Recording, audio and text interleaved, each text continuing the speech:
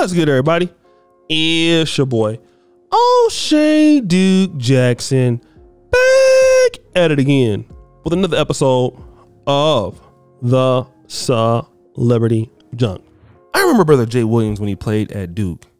And of course, some of you guys were not alive at that time or watching basketball, but he was an exceptional point guard. And unfortunately, his career was cut short because of a stupid motorcycle accident he had, and therefore led him into reporting. But I like Jay Williams. He's a very educated man. He's a very smart guy. I like his takes on sports and positions, but he has come out, which I feel to be very interesting, on the Kyrie Irving issue. I would expect that. Obviously, I thought he was going to come out against Kyrie Irving. He did not. And in fact, I don't even want to waste any more time talking about it myself. I want you to listen to what he had to say about the Kyrie Irving suspension, and then we'll come back. Every day of my life, I approach it with a state of empathy, right? Regardless of what color, what creed, what race you are, I look at people as human beings. I think that's important. But life is always about taking a stand and holding principles. So I want to explain what I feel like my stance is as a black male in this world, okay? And conversations that I've had with my brothers and sisters in the black community. And I want you guys to empathize with it and hear me on it. So when I hear what Kyrie Irving has to go through in order to be reinstated, I'm appalled. I'm appalled. And let me give you examples of how I feel like we don't have the same energy and hold other people who have dealt with racial tropes accountable.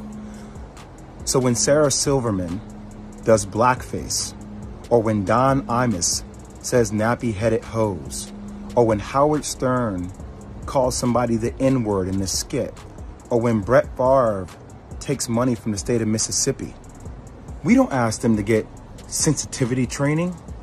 We don't ask them to donate $500,000. We don't ask them to meet with the Black National Caucus. They apologize.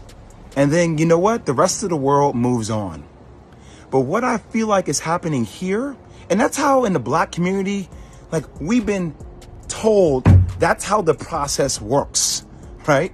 Think about that, Bert. That's how the process works. Oh, somebody does a blackface. Oh, it was a misunderstanding. We got it. Okay. You know, is that person really racist? Probably not. Was it ignorant? Probably so. Okay. We understand it. We move forward. We don't like it. We would love to hold them accountable. But society and having a lot of black people in positions of power, we don't have the governability to do that. But what we feel like happens with Kyrie is even after an apology, it's not enough.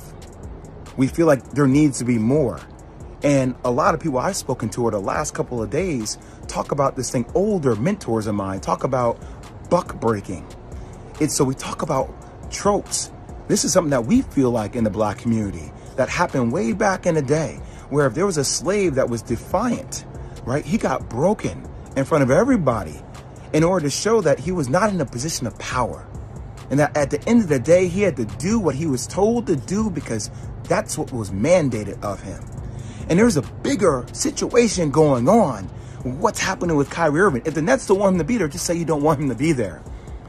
But we should hold everybody accountable, even owners of teams accountable with things that are happening in other countries, i.e. China and Uyghurs and the Muslim genocide that is occurring that we hear Enes Kanter talk about. But we don't keep the same energy for everybody.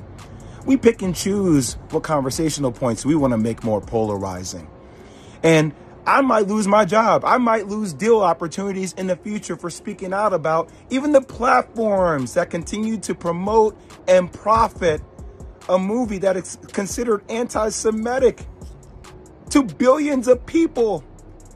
They don't have to be accountable. Who is accountable? But we're going to put everything on the shoulders of Kyrie Irving, who, even though he said, I cannot be anti-Semitic because if I know where I came from, stating that he's one of the 4 lost tribes.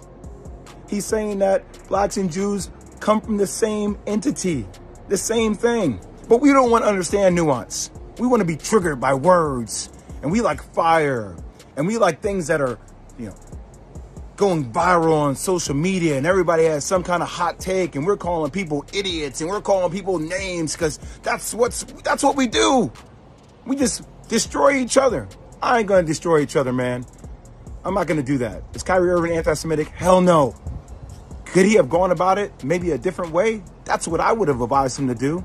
But I'm not gonna let you guys sit out here and make this dude out to be like he is a villain, like he is a bad person. He is looking to explore his heritage. Now, you can crucify me if you want. I don't give a damn anymore. It's time for people to start speaking out with nuance and speaking out on the principles they stand for. That's all I'll say. So, guys, you heard what he has to say. Despite me not really caring so much for Kyrie Irving, I think he's just a problem in the locker room. In actuality, I felt like sharing this stuff that he was doing. Kyrie Irving just problematic. I think he doesn't want to play basketball anymore. Me personally, Kyrie Irving is tired of playing basketball, which is why he doesn't play. Most seasons he's playing below half the games and getting all the money. I think he's a cancer for the NBA, personally. And he doesn't want to play basketball, just like Colin Kaepernick doesn't want to play sports. That's my honest opinion. I think I'm right. But now, what Jay Williams is saying about Kyrie is 100% right. Okay? 100% right. Kyrie Irving having to do all these things, I think, is just because, the NBA is tired of him for his antics in the past and the problems he causes on teams. And so this is also a buildup of that, right? But let me just say this. Jay Williams is talking about the black community, but we have a big problem here, and I'm going there. Jay Williams will never get the respect. Jay Williams, I'm gonna tell you why. We know who Jay Williams is married to. Jay Williams is married to somebody who is white. I don't have any problem with Jay Williams being married to someone who was white, okay? But now, if Jay Williams understands racism, and this is what I want to talk to black men who are in interracial relationships, okay? If you understand that perspective, how do you explain who you're married to? Because that is a part of the play book. And this is why so many brothers who want to be speaking for the black community, and you have thorough points. This is why other groups don't take guys like him very seriously. This is why Black America not going to take you seriously. Because we're going to look at you and say, what black community, bro? What are you talking about? Same thing with Ray J. Ray J wants to talk about how he's a black man and he feels like this. Kanye, he's a black man, he feels like. And then when you look at who they've been dealing with, I mean, Princess Love is black, but and then we see you begging in Kim Kardashian's inbox. Now, all of a sudden, you want to take this sort of stand for the black race. And I mean, I get it. You had certain brothers who love black people who were married interracially, Sidney Poitier, Harry Belafonte.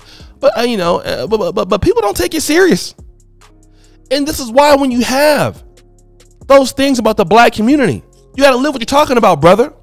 A lot of people are going to have problems talking black and sleep on white. I'm gonna be honest with you. I'm one of those people.